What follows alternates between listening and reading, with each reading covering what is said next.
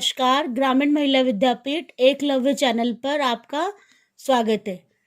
कक्षा 12 विषय समाजशास्त्र पार्ट 5। हमारा आज का जो टॉपिक है वह है उत्तर आधुनिकीकरण। इसका टॉपिक है, इसके पहले धर्मनिरपेक्षीकरण वो मैंने पूरा करा दिया। अच्छा लगे तो लाइक कीजिए। उत्तर आधुनिकीकरण। भारतीय समाज में उत्तर आधुनिकीकरण संदर्भ में गंभीरता से विचार किया जाए, परंतु उससे पूर्व हमें समझने की आवश्यकता यह है कि आधुनिकीकरण क्या है। हमने धर्मनिरपेक्षीकरण करा, जो पूजा में विश्वास नहीं करना है ना, अपने कार्य को अच्छे से अलग तरीके से उसको दिखाना है, उसमें परिवर्तन करना। अब जो आधुनिकीकरण आया, उत्तर आधुनिकीकरण, वो भी इसी का एक रूप माना गया है। आधुनिकीकरण क्या है? आधुनिकीकरण क्या है और आधुनिकीकरण को तभी समझा जा सकता है जब हम उसको जाने कि आधुनिकता है क्या। आधुनिकता शब्द क्या चीज है? रुडोल्फ ने इसने अपने विचार प्रकट किए। जो समाजशास्त्री वैज्ञानिक है, उन्होंने अपने विचार बताए आधुनिकता के बारे में। कहा है कि स्थानीय दृष्टिकोण कमजोर पड़ जाते हैं। आधुनिक के अंदर क्या होता है? स्थानीय जो दृष्टिकोण है, जो देखने का नजरिया है, वो कमजोर पड़ जाता है, जिसे सार्वभौमिक प्रतिबद्धता और विश्वजनीय दृष्टिकोण यानी समूचे विश्व का नागरिक होना, हमारे पूरे विश्व का क्या होना? नागरिक होना, ये दृढ़ निश्चय नहीं है, ज्यादा प्रभावशाली होता है। हम हमारे देश के नागरिक है, ये पब्लिक मानती है, लेकिन हम विश्व सर्वोच्च विश्व के नागरिक है, ये हम नहीं मानते। कौन नहीं मानते? रुडोल्फ। इससे उपयोगिता, गणना, विज्ञान, सत्यता, भावुकता, धार्मिक पवित्रता, अवैज्ञानिकता, अनेक तत्वों भी महत्व दिया जाता है। किस किस को? आधुनिकता में धार्मिक में परिवर्तन आता है, विज्ञान में परिवर्तन आता है, और भावुकता, भावों में भी परिवर्तन देखने को मिलता है। इसके प्रभाव से सामाजिक तथा राजनीतिक स्तर पर व्यक्ति को प्राथमिकता दी जाती। दो स्तर पर आधुनिकता को मानते, एक तो राजनीतिक स्तर पर, दूसरा किस स्तर पर? राजनीतिक व्यवस्था, और दूसरा सामाजिक व्यवस्था। उत्तर आधुनिकीकरण का जो क्वेश्चन आता है वो सिर्फ 2 नंबर का क्वेश्चन आएगा, तो इसका बड़ा क्वेश्चन बन के नहीं आता है।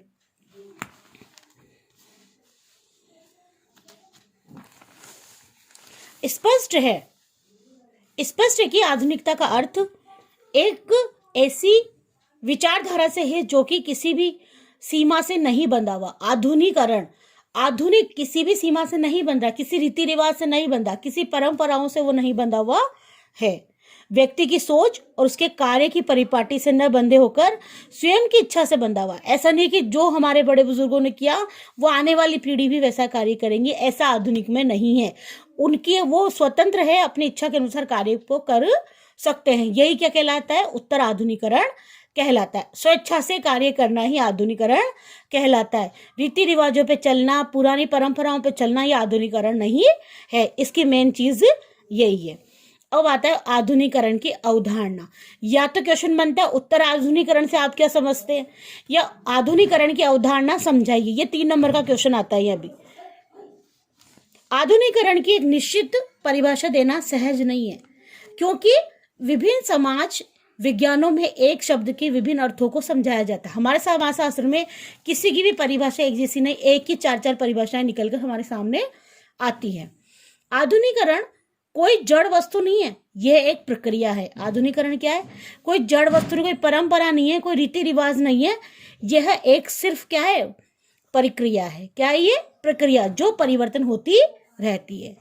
मुर्रे ने, जो हमारे समाजशास्त्री हैं मुर्रे, उन्होंने भी अपनी पुस्तक सोशल चेंज में लिखा है।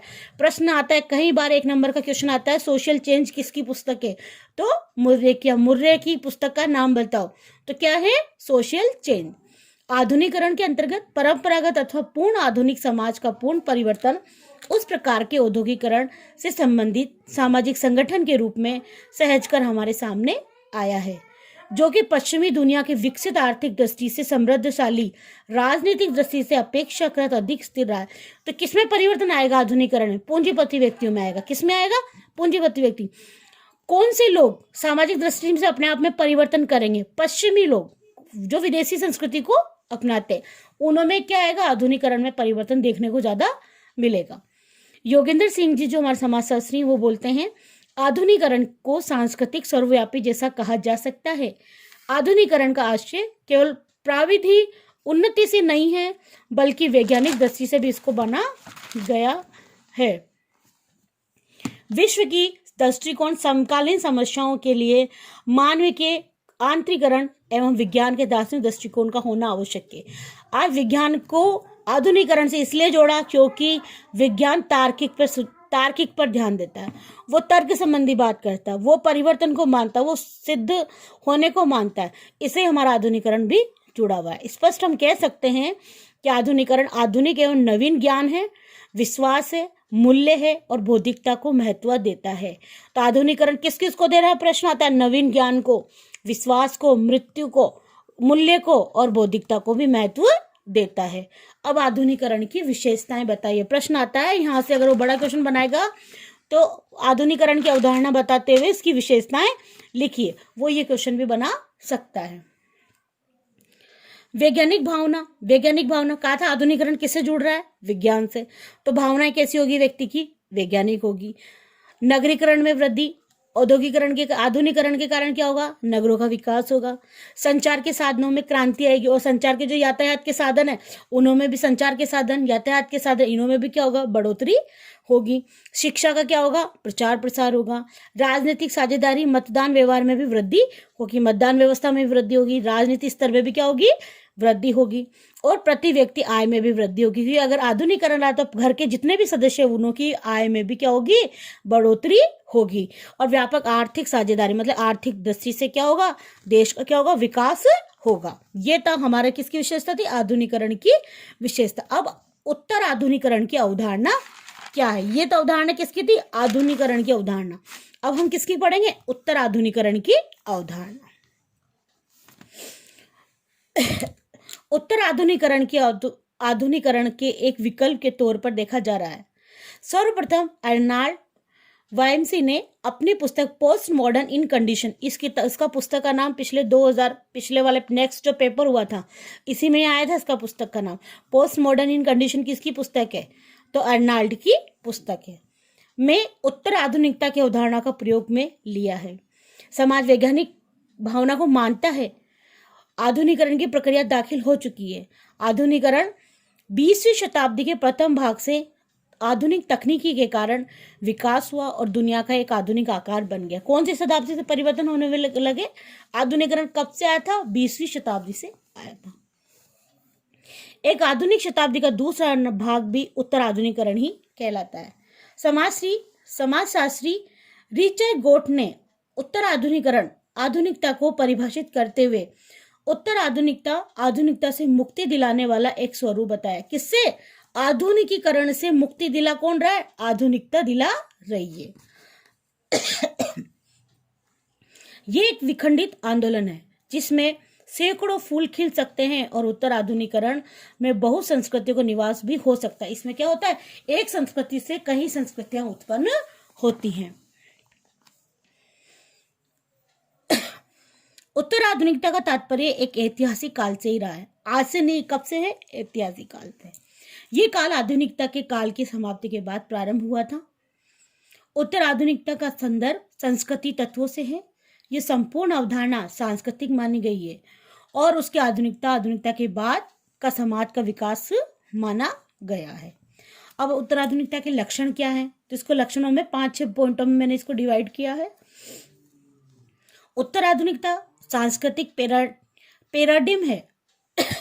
इसमें आर्थिक, सामाजिक, राजनीतिक प्रक्रियाओं में श्रम मिश्रण होता है। इसमें आर्थिक रूप भी होता है, सामाजिक भी होता है और राजनीतिक भी माना गया है। इसकी अभिव्यक्ति जीवन की विभिन्न शैलियों में पाई गई है। साहित्य, दर्शन, कला के रूप में भी इसकी सूची पाई गई है। उत्तर आधुनिकता खंडन में दिखाई देती है। ये समानता की अपेक्षा विविधता को स्वीकार करता है। उत्तर आधुनिकता बहुआयामी है। ये एक ऐसी संस्कृति है जिसमें बहुलता दिखाई देती है। बहुलता यानी सर्वव्यापी संस्कृति मानी जाती है। उत्तर आधुनिकता क्या मानी जाती है? सर्वव्यापी संस्कृति। उत्तर आधुनिकता के केंद्र अपेक्षित महिलाएं, हाशिए पर रहने वाले लोग रहते हैं। इसमें पुरुष और महिलाएं कैसी है? दोनों समान मानी गई है। उत्तर आधुनिकता का आग्रह है कि स्थानीय स्तर पर हुई समस्त प्रक्रियाओं में विश्लेषित करना, उनमें परिवर्तन करना।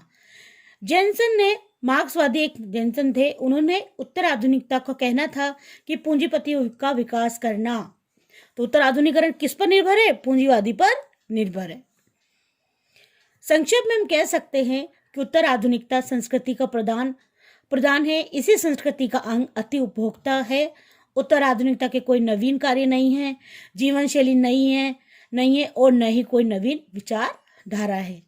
समाज की जटिलता, औद्योगिकरण की उन्नत अवस्था आदि में परिवर्तन ही उत्तर आधुनिकताकरण कहलाता है।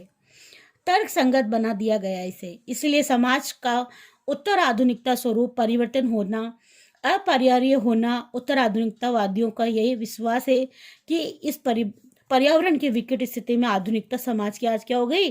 देन हो गई, क्योंकि पूंजीपतियों का विकास हुआ, नगरों का विकास हुआ और इनमें परिवर्तन देखने को मिला। हमारा पार्ट जो 5 था, संस्कृतिकरण, पश्चिमीकरण, धर्मनिरपेक्षीकरण, उत्तर आधुनिकरण, आधुनिकरण, 5 पॉइंट इस पार्ट के जो मैंने तुम्हें पढ़ाए। अब इसके क्वेश्चन आंसर्स एक बार देख लो। फर्स्ट क्वेश्चन है, इंपॉर्टेंट जो क्वेश्चन है उनको मैं पढ़ रही हूँ, आप लोग होमवर्क में करना। History of caste in India पुस्तक के लेखक कौन है? केतकर है इसके। भारतीय संस्कृति का भोजन शैली कैसी है, इसको समझाओ। पश्चिमीकरण ने किस रूप में प्रभावित किया है? एम.एन. श्रीनिवास की संस्कृतिकरण का सिद्धांत क्या था? इसके पूर्व किस सम्मान का अध्ययन किया गया था? ब्रायन विल्सन ने धर्मनिरपेक्षीकरण के उद्भव में किन किन 2 कारकों का उल्लेख किया गया था? यह भी इंपॉर्टेंट क्वेश्चन है। उत्तर आधुनिकरण का संक्षेप में समझाना है। संस्कृतिकरण की अवधारणा की आलोचना बतानी है। भारतीय धर्मनिरपेक्षीकरण का उद्भव, कारक, विस्तार बताना है और आधुनिकरण की विशेषता को बताते हुए उत्तर आधुनिकरण के बारे में बताइए। ये हमारे 8 क्वेश्चन इंपॉर्टेंट है इस लेसन के। जो 5 पॉइंट है, 5 में से 3 तो तुम याद कर ही लेना, कहीं ना कहीं इसके टॉपिक मिल जाएंगे। आज का वीडियो अच्छा लगे तो लाइक कीजिए। धन्यवाद।